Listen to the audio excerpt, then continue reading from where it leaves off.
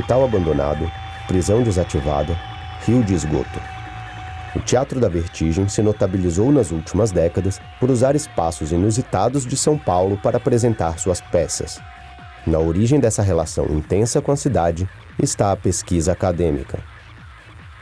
O Vertigem não começa como o Teatro da Vertigem, ele começa como um grupo de estudos, pessoas recém-saídas da universidade, na ECA, EAD, mesmo de outras escolas de teatro. A gente estava debruçado sobre a mecânica clássica, sobre os escritos do Galileu e do Newton, tentando fazer uma ponte dessas teorias com o movimento expressivo do ator. A gente, inclusive, teve a presença de uma física teórica que acompanhava aí as discussões. A gente o tempo inteiro levava para o corpo, levava para a voz, levava para a improvisação, né, esse material que a gente estudava teoricamente.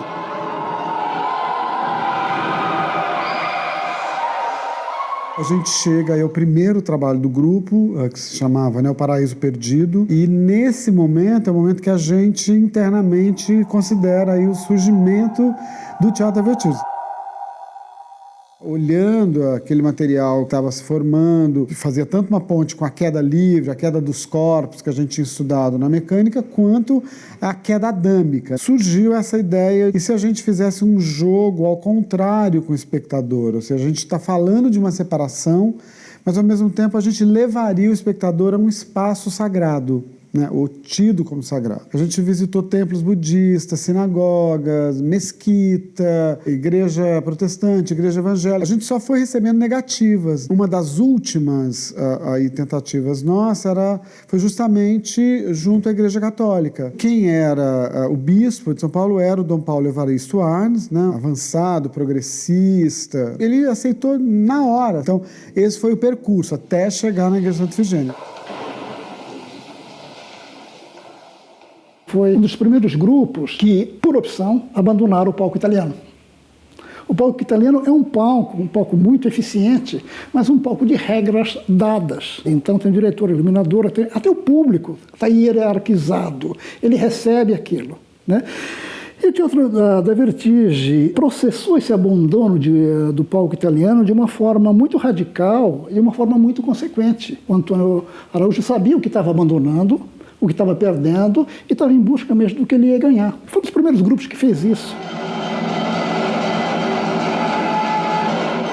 Depois da temporada do Paraíso Perdido, havia uma sensação no grupo de que essa problemática e religiosa ela não tinha sido suficientemente discutida, e se junta, nesse momento, uma questão que nos incomodava bastante na época, que era a questão da AIDS, né? A gente estava em plena crise da AIDS, e o texto do livro do Jó nos pareceu, justamente pela questão da peste, a doença que aflige Jó, um material possível para criar essa conexão entre a discussão aí religiosa e a discussão da AIDS. E aí que veio a ideia do hospital como espaço de apresentação e, de novo, né, a mesma peregrinação para encontrar um hospital que nos acolhesse. E aí a gente chama o Luiz Alberto de Abreu como dramaturgo para fazer a dramaturgia aí a partir do texto bíblico. Foi aí que a gente começou mesmo um trabalho que hoje a gente chama colaborativo. As fronteiras entre os criadores são um pouco abolidas, onde a interferência ali do dramaturgo na cena, a interferência dos atores na própria dramaturgia. E o espetáculo nascia exatamente desse processo de interação dessas forças todas. Esse tipo de raciocínio era muito forte no trabalho do Vertigem.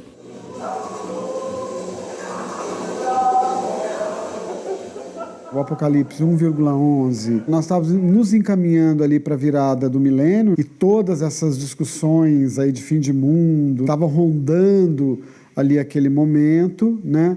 Ao mesmo tempo significava também uma continuidade dessa discussão, desse universo religioso, mas também, e talvez principalmente, um desejo de discutir algumas questões conjunturais, sociais, tentando fazer uma ponte entre esses elementos. A gente se deu conta que talvez um dos episódios mais apocalípticos na cidade de São Paulo, naquela última década ali, ou últimos, né, 2 décadas, tinha sido o massacre do Carandiru. Teve essa ideia de fazer o espetáculo no próprio espaço do Carandiru.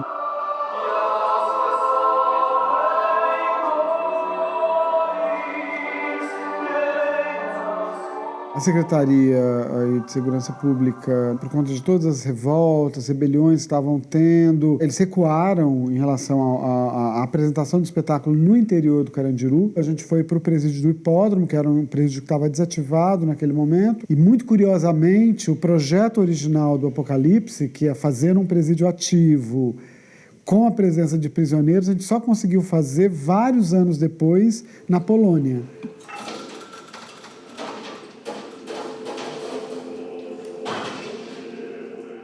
O BR3, que foi o próximo trabalho do grupo, acho que marca um distanciamento aí desse material bíblico, mas ele aprofunda algo que tinha aparecido fortemente no Apocalipse, que é essa discussão sobre o país. E aí, quando a gente chega nessa ideia da destruição como identidade nacional, aí vem a ideia de fazer no Tietê, no rio Tietê, que é, a princípio, o rio da cidade, mas que a gente não o vê, não o percebe, né? Como o rio, ele funciona quase como um esgoto a céu aberto. E aí a ideia era de pegar essa veia doente da cidade e ocupá-la, navegá-la, com tudo o que isso significa, né? Porque, enfim, é um rio quase sólido, o cheiro é muito forte, quer dizer, os espectadores lidariam com essa questão que está lá. Os espectadores estavam num barco e esse barco caminhava durante 8 quilômetros, e aí as várias cenas que aconteciam dentro da embarcação, em barcos menores que navegavam ao lado do barco grande onde estavam os espectadores, aconteceu nas margens do rio, aconteceu nas pontes, sobre as pontes da Marginal, aconteceu embaixo das pontes. Nessa grande polis